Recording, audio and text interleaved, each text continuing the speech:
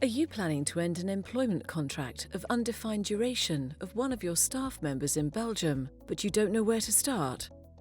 Watch this short introductory video to help you navigate Belgium's employment dismissal process. Please note that this video does not apply if you would like to end an employment contract for serious cause, for example, due to fraud, theft, or gross insubordination. Contact us immediately if you think you are dealing with this type of gross misconduct, as there are very strict formalities and deadlines that must be complied with. The first question is, how much notice do you need to give to your employee? To calculate the length of the notice period to which your employee would be entitled, you can use PREAVIZ, our calculation tool. To do so, you only need to fill in your employee's date of entry into work, as well as the start date of the notice period, or the envisaged end date for a dismissal with immediate effect. Pay attention to situations for which the PREAVIZ tool cannot be used, such as with an employee close to retirement age, or for a fixed-term contract, or for a specific pre-2014 notice clause, or if the contract concluded after the 1st of January 2014 provides for a conventional length of service prior to such date. Contact us directly in these situations as they call for a specific approach. The second question is, do you either want to dismiss your employee by giving him or her notice, during which both you and your employee continue to perform your contractual obligations, or having a dismissal with immediate effect, subject to the payment of a so-called indemnity in lieu of notice? As an employer, you do have a choice. Furthermore, a combination of both options is also possible. i.e., you can start by giving notice and then decide, during the notice period, to prematurely end the notice period with immediate effect by paying an indemnity in lieu of notice that corresponds to the remainder of the notice period that should have been served. If you opt for a dismissal with notice to perform, you must comply with various formal requirements. First, you will need to serve the notice either by using a bailiff or registered post, which is the most common method and which is treated as effective notice on the third working day after it has been posted. The notice period starts to run from the Monday following the week in which the notice becomes effective. In addition, the notice letter must state the length of the notice and the start date of the notice. It is also important to know, and perhaps decisive in making your choice, that periods of legal suspension of the contract, such as an incapacity to work or holidays, suspend the notice. If you opt for a dismissal with immediate effect with the payment of an indemnity in lieu of notice, then the dismissal takes immediate effect as soon as you inform the employee of your decision. This communication is not subject to any formal requirements. It can be made orally and can also take place during a period of holiday or illness. For reasons of proof, it is generally advisable to confirm the dismissal decision by either having the employee sign the dismissal letter for receipt or via a registered letter. The indemnity in lieu of notice corresponds to the employee's ongoing remuneration for the duration of the notice that would normally have been served. This means that not only the fixed remuneration, but also the variable remuneration and other fringe benefits, such as benefits in kind, group or hospitalization insurance, stocks, meal vouchers, etc. To calculate the indemnity in lieu of notice to which your worker would be entitled, you can use PREAVIZ, our calculation tool. To do so, you just have to fill in the employee's salary package in the tool, which will calculate the gross amount as well as the approximate company cost of the indemnity in lieu of notice. The third question is, what are the reason or reasons for your dismissal decision?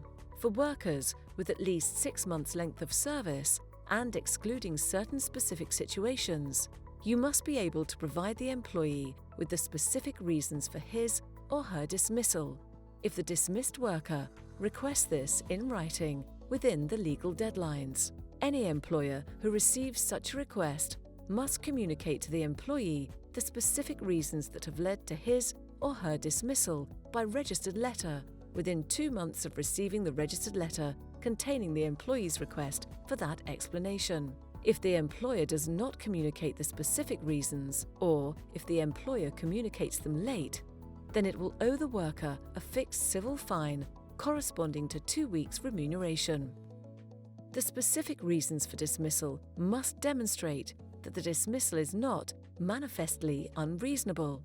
A dismissal is manifestly unreasonable if it is based on grounds that have no connection with the employee's performances or conduct on the organization's operational needs and would never have been decided by a normal and reasonable employer in the same circumstances.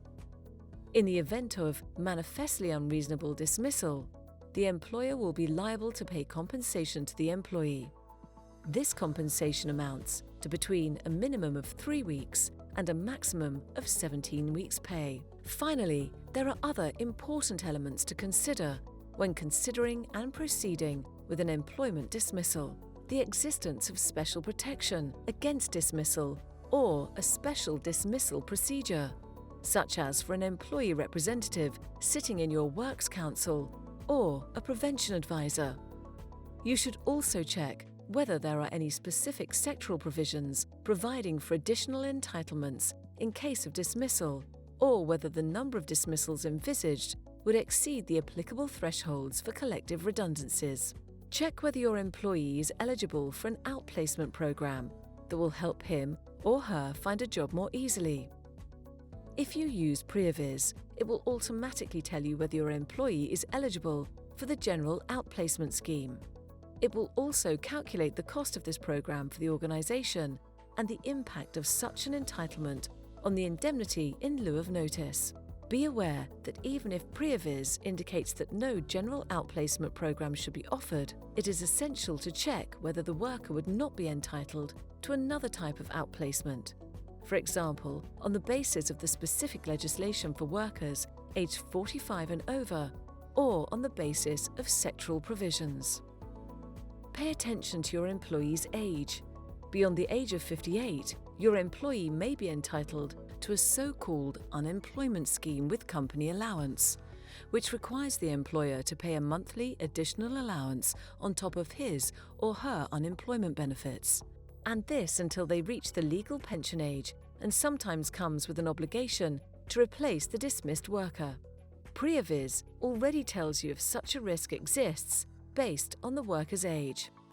If the tool indicates a risk of entitlement to an unemployment scheme with company allowance, then contact us so that we can verify with you whether the other conditions for the scheme's application are met. If your employee is a sales representative, then dismissing him or her may, in certain circumstances, entail the payment of a so-called clientele indemnity. Check the answer yes to the question, is the employee a sales representative, in PREAVIZ to find out the amount of this potential clientele indemnity. Contact us if this matter concerns international or cross-border employment, expats, secondments, etc., even if the employment contract is subject to Belgian law. Finally, if a non-compete clause is included in the employment contract, then consider whether to leave it enforced, in which case a non-competition indemnity will in most cases be due, or, on the contrary, to waive its application on time, as the law provides for strict deadlines for this process. ALTIUS is here to assist you in this process. Contact us if you have any questions, whether legal or strategic, about it.